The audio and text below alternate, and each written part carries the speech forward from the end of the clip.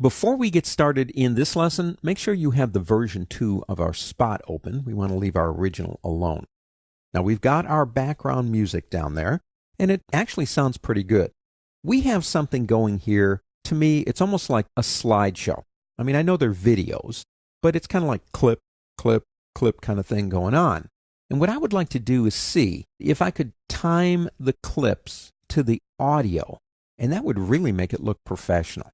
So that means we need to get back into editing on the timeline. Let's look at this. I'm going to come up here. We haven't looked at all these tools yet. Select, trim, position, range, selection, blade. We've done zoom, hand. Let's start with select. Let's do a quick review. Select allows me to obviously select something. I can delete it and I can move it. I can go to one of the sides and I can trim it. Now this is what's called a ripple edit because it's rippling everything and everything is moving along with it. Let me press undo because we don't want to do that. Undo is my favorite key in the whole world, Command Z. Next, we'll skip trim for now. I want to come back to that. Go to position. We haven't looked at that one yet.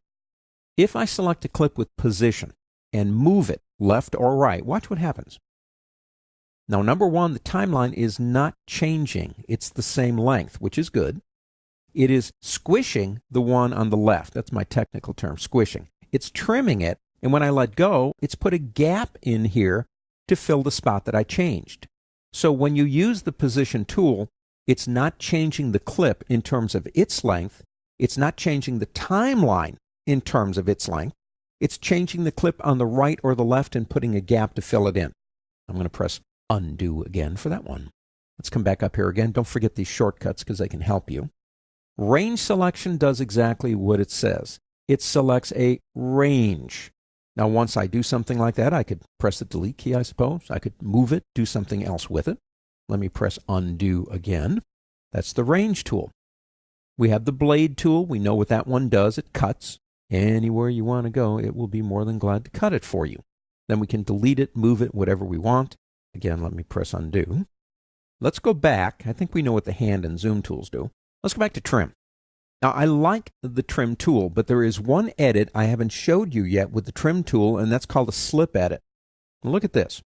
If I come over and get in the middle of these two, now notice the handle on the right is red and the handle on the left is yellow.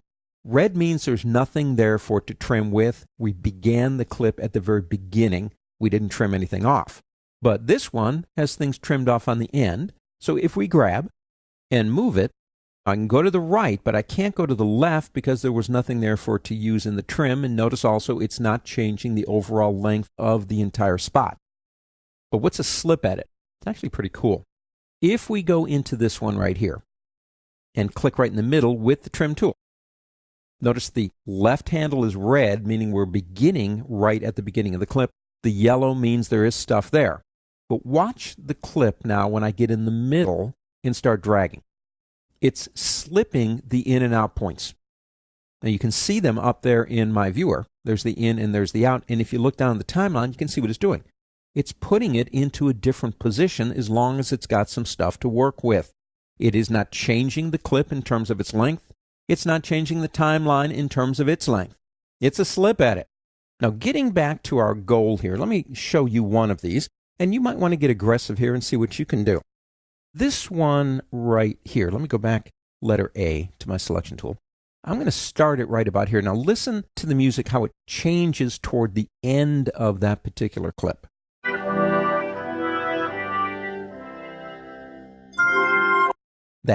That music, how it sounded, how it changed. I would like this one to come in at that point. Now that seems pretty easy, and actually it is. But there's one thing we're missing. Let me move this for a second.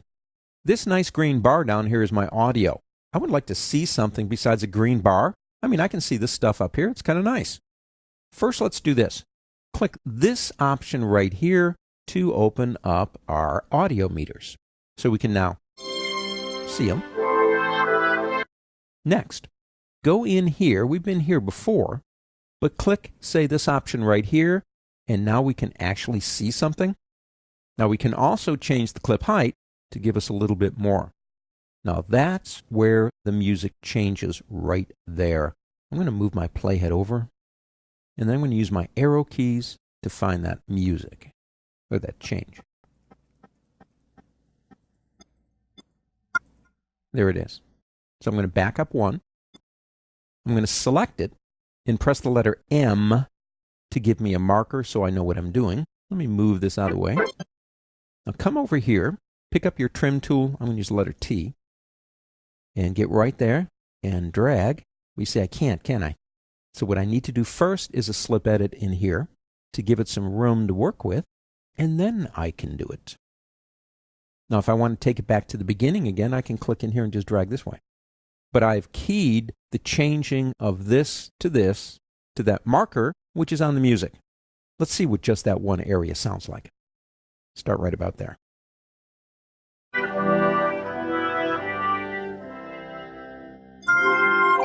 Yeah.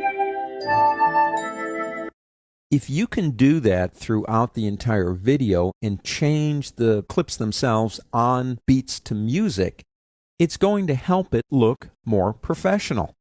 I'll tell you what, if you want to do this, play around with this and see if you can find positions on the audio that correspond closely to where we have our clips now, and maybe slightly moving them to adjust them to the beats and the music. Why not? That's it for now.